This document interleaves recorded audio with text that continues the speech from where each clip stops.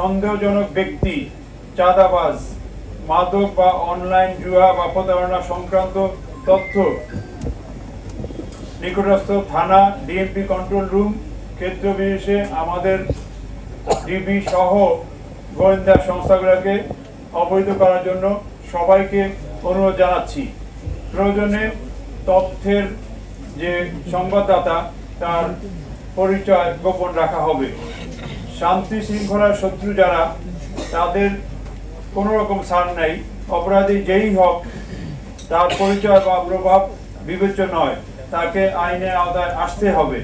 চাঁদাবাজ, মাদক কারবারি, অস্ত্রধারী, সন্ত্রাসী, অনলাইন জুয়া এবং প্রতারণাকারীদের বিরুদ্ধে আমাদের অভিযান অব্যাহত থাকবে। আমরা নগরবাসীকে আশ্বস্ত করতে চাই, ঢাকা মেট্রোপলিটন পুলিশ আপনাদের নিরাপত্তায় সর্বদা জাগ্রত, দৃঢ় এবং প্রতিশ্রুতিবদ্ধ। চাঁদাবাজ সহ বিভিন্ন অপরাধীদের সারানোর জন্য যদি কেউ তদবির করে, কোনো তদবির গ্রহণ করা হবে না।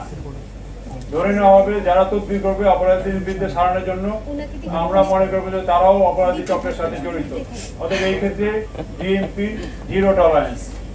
ধন্যবাদ সবাইকে। আসসালামু আলাইকুম।